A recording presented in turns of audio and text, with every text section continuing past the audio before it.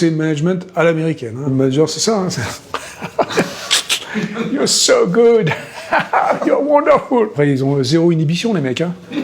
Je veux dire, ils sont nés comme ça. Bonjour, je suis Luc Julia. Je suis un ingénieur français qui a passé plus de 25 ans dans la Silicon Valley. Je travaillais chez HP, Samsung et Apple. On a développé Siri.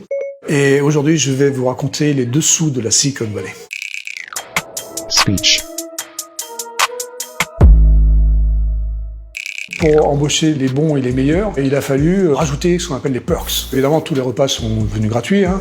Petit déjeuner, dîner. En plus de la bouffe, après, il a fallu dire, on vous fait le linge aussi. Donc vous arrivez le matin avec votre sac de linge sale, vous repartez le soir avec le truc lavé, repassé. Évidemment, il y a les salles de sport qui sont incluses là-dedans. Hein.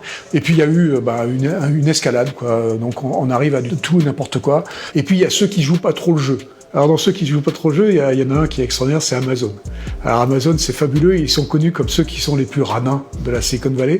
Tout le monde a une voiture électrique dans la Silicon Valley, il faut être clair, on a tous des Tesla. Hein. Et quand vous allez chez Amazon avec votre Tesla, vous payez pour la recharger. C'est quand même le truc incroyable. Et vous allez à la cantine, c'est la cantine la plus dégueulasse de la Silicon Valley, et vous payez. Effectivement, les gens qui vont chez Amazon, ils n'ont pas de bol. Il y a une autre perk que j'ai oubliée qui est assez importante, c'est celle qui dit vous allez pouvoir avoir autant de vacances que vous voulez.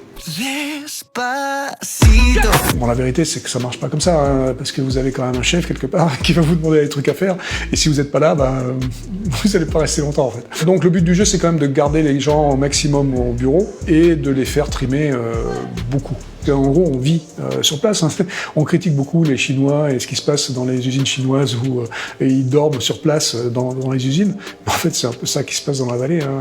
Quand j'ai annoncé que je partais de Samsung, j'ai eu des propositions hallucinantes, absolument hallucinantes. Donc chaque mois, une sélection de fromages et de vins français gracieusement livrés à domicile. Toy budget, c'est pas mal. Ouais. L'employé peut acquérir les outils nécessaires à l'expérimentation de ses projets. Un budget mensuel suggéré est de 2500 $. Des cours de langue pour tous les membres de la famille sont offerts. Et 2 fois par an, toute la famille pourra aller dans un des pays de la langue apprise aux frais de l'entreprise pendant 7 jours à hauteur de 25 000 $ par voyage. Ah, ils me voulaient, les gars, là. L'immobilier, là-bas, à Palo Alto, qui est le cœur de la Silicon Valley. C'est du grand n'importe quoi, la plus petite maison moche, construite en 1950 en bois et qui est prête à tomber en ruine, c'est 3 millions de $. Donc 3 millions de $ pour une merde, c'est quand même embêtant. L'essence est à peu près le double du Texas. Tout est plus cher à Palo Alto. Et les gens, en général, ce qu'ils font, c'est qu'ils achètent la baraque donc à 3 millions, ils la rasent, ils en construisent une autre dessus, puis là encore un petit 3 millions. Mais là, un phénomène qu'on voit de plus en plus depuis ces dernières années, il y a des caravanes qui s'installent sur El Camino Real. El Camino Real, c'est la grande artère qui va de San Francisco à San José, globalement. En fait, c'est les ingénieurs qui habitent dans ces caravanes. 200 000 $, c'est largement pas assez pour acheter une maison. Brandon, who's 23 and declined to give his last name, earns $175,000 a year as a software engineer. Je pense qu'un Américain, par définition, il veut être manager. Il a été formé comme ça, il a été éduqué comme ça. Donc c'est le management à l'américaine. Hein. Tout le monde il est beau, tout le monde est gentil, c'est absolument fabuleux. C'est ce qu'on apprend à l'école, toujours se mettre en valeur l'autre, le travail de l'autre, même si c'est nul à chier ce qu'il a fait, on va dire qu'il est fabuleux. Le manager, c'est ça. Hein, You're so good. You're wonderful.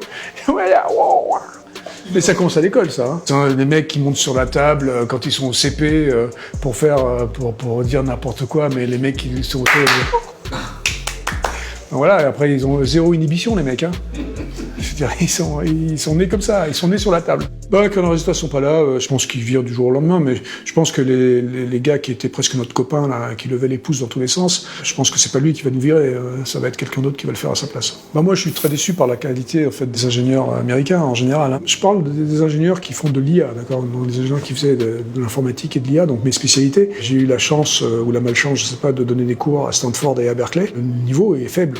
Je dirais, il faut être très clair, le niveau est très très faible et c'est un peu à pleurer. Comme partout, il y a des bons. Mais en général, c'est quand même pas terrible. La dernière équipe là, à Samsung, sur les 100 et quelques personnes que j'avais, je pense que j'avais 2 Américains. Quand on demande où ça pêche, ça pêche dans les fondamentaux. C'est-à-dire que, et là on va revenir sur cette histoire de management et de l'éducation en général, où les profs, dès que vous êtes tout petit, vous dites que vous êtes bon alors que vous êtes nul. Ça ne donne pas envie d'aller chercher les trucs pour être meilleur.